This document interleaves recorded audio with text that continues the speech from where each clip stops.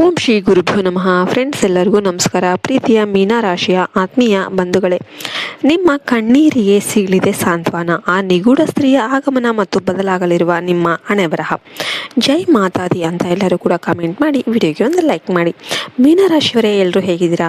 ಜಲತತ್ವದ ಕೊನೆಯ ರಾಶಿಯಾದ ನಿಮ್ಮದು ಅತ್ಯಂತ ದಯಾಮಯಿ ಮತ್ತು ಕನಸುಗಾರ ಮನಸ್ಸು. ನಿಮ್ಮ ರಾಶಿಯ ಅಧಿಪತಿ ಗುರುದೇವನಾಗಿದ್ದು ನೀವು ಸದಾ ಇತರರ ಒಳಿತನ ಬಯಸುವವರು. ಆದರೆ ಫ್ರೆಂಡ್ಸ್, ಕಳೆದ ಕೆಲವು ಸಮಯದಿಂದ ನೀವು ಅನುಭವಿಸುತ್ತಿರುವ ಮಾನಸಿಕ ನೋವು,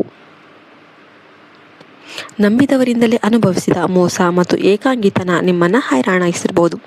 ಮೀನರಾಶಿಯವರೇ, ಈಗ ನಿಮ್ಮ ಕಣ್ಣೀರು ಒರೆಸುವ ಸಮಯ ಬಂದಿದೆ. ನಿಮ್ಮ ಜೀವನದಲ್ಲಿ ಶೀಘ್ರದಲ್ಲೇ ಒಂದು ಪವಾಡ ಅನ್ನೋದು ಸಂಭವಿಸುತ್ತೆ. ಒಬ್ಬ ನಿಗೂಢ ಸ್ತ್ರೀ ನಿಮ್ಮ ಜೀವನದಲ್ಲಿ ಬರ್ತಾರೆ. ಆಕೆಯ ಆಗಮನ ಕೇವಲ ಸಾಂತ್ವನಕ್ಕಾಗಿ ಅಲ್ಲ, ನಿಮ್ಮ ಬದುಕಿನ ದಿಕ್ಕನ್ನೇ ಬದಲಿಸಿ ನಿಮಗೆ ಸಿಗಬೇಕಾದ ಗೌರವ ಮತ್ತು ಸ್ಥಾನಮಾನವನ್ನು ಕೊಡಿಸೋದಕ್ಕೆ ಆಕೆ ಕಾರಣ ಆಗ್ತಾರೆ.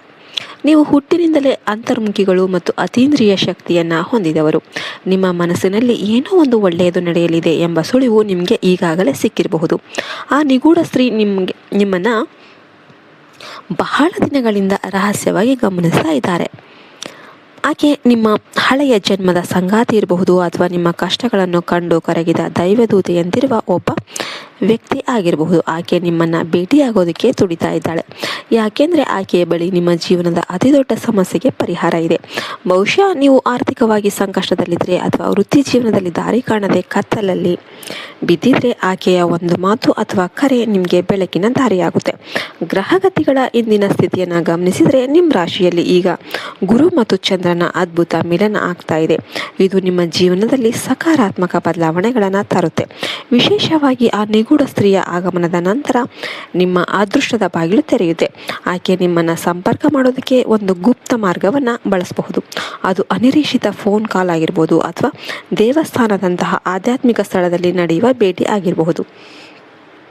ಆಕೆಯ ಮಾತುಗಳು ನಿಮ್ಮ ಮನಸ್ಸಿಗೆ ತಣ್ಣನೆಯ ಸ್ಪರ್ಶವನ್ನು ನೀಡಲಿದೆ ಮತ್ತು ನಿಮ್ಮ ಆತ್ಮವಿಶ್ವಾಸವನ್ನು ಮತ್ತೆ ಹೆಚ್ಚಿಸುತ್ತೆ.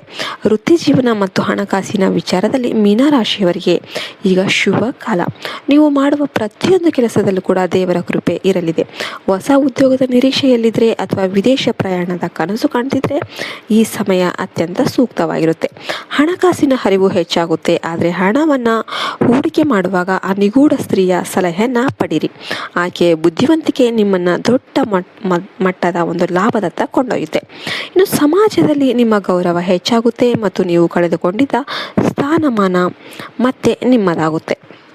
ಪ್ರೀತಿ ಮತ್ತು ಸಂಬಂಧಗಳ ವಿಷಯಕ್ಕೆ ಬಂದರೆ ಮೀನರಾಶಿಯವರ ಜೀವನದಲ್ಲಿ ಮಧುರವಾದ ಕ್ಷಣಗಳು ಮರುಕಳಿಸಲಿವೆ. ನಿಮ್ಮ ಸಂಗಾತಿಯೊಂದಿಗೆ ಕಳೆದ ಕೆಲವು ದಿನಗಳಿಂದ ಇದ್ದ ಮುನಿಸು ಈಗ ದೂರವಾಗುತ್ತೆ. ಪರಸ್ಪರ ಭಾವನೆಗಳನ್ನು ಹಂಚಿಕೊಳ್ಳೋದಕ್ಕೆ ಇದು ಸಕಾಲ. ಒಂಟಿಯಾಗಿರುವ ಮೀನರಾಶಿಯವರಿಗೆ ಆ ನಿಗೂಢ ಸ್ತ್ರೀ ಕೇವಲ ಹಿತೈಷಿಯಾಗಿ ಮಾತ್ರ ಅಲ್ಲದೆ ಜೀವನ ಪರ್ಯಂತ ಜೊತೆಯಾಗಿರುವ ಸಂಗಾತಿ ಕೂಡ ಬರಬಹುದು. ಆಕೆಯ ಕಣ್ಣುಗಳಲ್ಲಿ ನಿಮಗಾಗಿ ಅಪಾರವಾದ ಮಮತೆ ಮತ್ತು ಗೌರವ ಇರಲಿದೆ. ನಿಮ್ಮ ಕುಟುಂಬದವರ ಬೆಂಬಲ ನಿಮಗೆ ಸದಾ ಇರುತ್ತೆ. ಮನೆಯಲ್ಲಿ ಯಾವುದಾದ್ರೂ ಶುಭ ಕಾರ್ಯಗಳು ಅಥವಾ ಪೂಜೆ ಪುನಸ್ಕಾರಗಳು ನಡೆಯುವ ಸಾಧ್ಯತೆ ಇದೆ.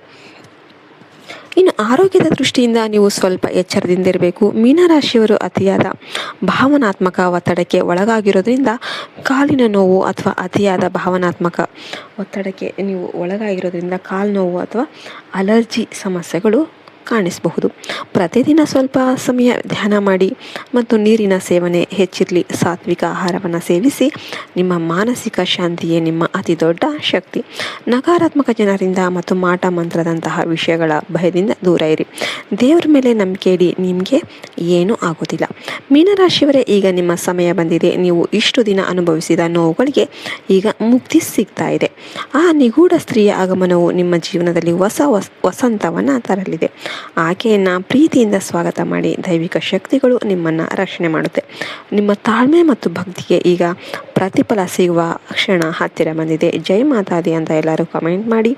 ನಿಮ್ಮ ಪ್ರತಿಯೊಂದು ಕನಸು ಕೂಡ ನನಸಾಗಲಿ ಮತ್ತು ನಿಮ್ಮ ಜೀವನದಲ್ಲಿ ಸದಾ ಸಂತೋಷ ಸಮೃದ್ಧಿ ನೆಲೆಸಲಿ ಅಂತ ನಾವು ಹಾರೈಸ್ತೇವೆ. ಶುಭವಾಗಲಿ.